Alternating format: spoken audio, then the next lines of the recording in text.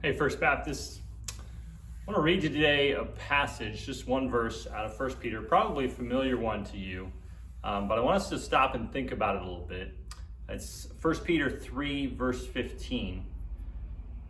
It says, "But in your hearts honor Christ the Lord as holy, always being prepared to make a defense to anyone who asks you for a reason for the hope that is in you. Yet do it with gentleness and respect." And I want to key in on that phrase. A lot of us are familiar with always being prepared or ready to make a defense to anyone who asks you for a reason for the hope that is in you. And often we think about that being ready to make a defense, and we've heard it applied to apologetics and giving evidences for the faith and reasons why we believe and so on and so forth. And there's room for apologetics. I think that's really helpful. But notice what this passage is talking about. This passage is talking to believers who are in the middle of suffering, and they have hope. And in the context of 1 Peter, they have immense hope that they've set fully on their final salvation. They're looking forward to, they are eager for the return of Christ to be with him forever and the renewal that he will bring one day. They have hope in that, in the fulfillment of their salvation. And so what Peter is imagining is that these suffering Christians, filled with hope in the midst of their suffering, provoke questions. Their hope in the midst of suffering makes people ask questions and say, why? Why do you have hope even when you are socially ostracized and you're being persecuted and you're suffering and you're losing your jobs? Why do you have hope? And what we see here is that counterintuitive hope in that moment of suffering is what makes people ask questions. And so I read a book probably a year or two ago, and he used the phrase, "Are we living questionable lives?" Not in the sense that, well, we're doing weird things and maybe we shouldn't be doing, it's questionable. But no, in the sense that people would question our lives, why we're living the way we are.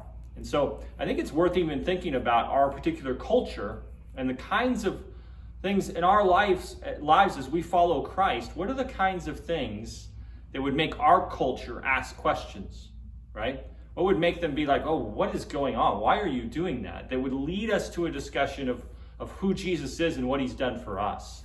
And so let me give you a couple that came to my mind as I think about this. One would be hope, would be an obvious one, right? That in the moments, the times when our lives seem like they're spinning out of control, crises, our hope in those times has a chance to make our lives questionable, to make people ask questions. Why do you have hope when your spouse just got diagnosed with cancer? Why do you have hope when you just lost your job? And our counterintuitive hope can lead to questions, right? I think a similar one would be joy. Like our joy in the ups and downs and the craziness of COVID and maybe the things that we're going through in our lives, maybe our health challenges. When we have joy in the midst of that, it makes people ask questions, right? Another one I think is obvious is the idea of sacrifice for others. When we are giving of ourselves with no clear benefit in return, that makes people ask questions. Why are you giving to this person when they can't pay you back? Why did you help me in this way when you're not getting anything in return? When we sacrificially give ourselves for others, I think it creates questions, right? Another one would be loving our enemies. When we love people who are hostile, abusive, just angry at us, when we love that way, it makes people ask questions, right? Another one might be our gentleness in the way we interact with people who disagree with us, right? That would be countercultural right now. That would make people ask questions. To see us be gentle and reasonable, respectful towards people who disagree with us. Maybe you're on a different ideological end of the spectrum or whatever. Those kinds of things are going to make people ask questions. And we could go on. Maybe just there's a kind of purity and holiness that would be countercultural, that could make people ask questions, right?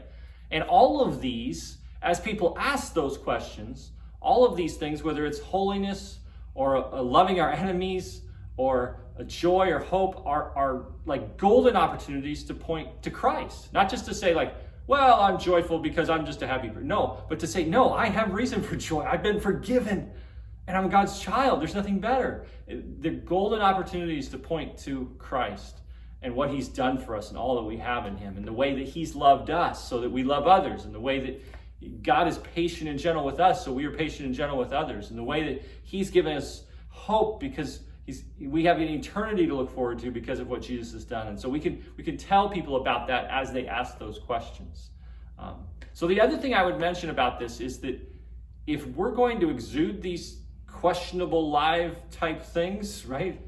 This hope and joy and sacrifice and loving enemies and holiness and gentleness, if we're going to exude those things, that's only going to happen if we're actually being changed and our lives are being shaped by the gospel, right?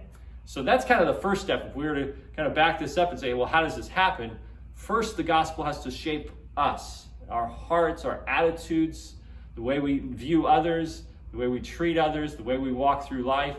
It has to shape us so that we live those questionable lives, so that then people ask us questions, so that when we can explain why we do, which brings it back to Christ and to the gospel. So hopefully that makes sense, but I think that's something worth thinking about. Like, hey, am I living a life that raises questions in people's minds? Am I living a life that doesn't really have an explanation unless Jesus Christ loved me and gave himself for me and rose again on my behalf? Then I'm going to get questions. Hope that's helpful. Love you guys. Talk to you soon. Bye.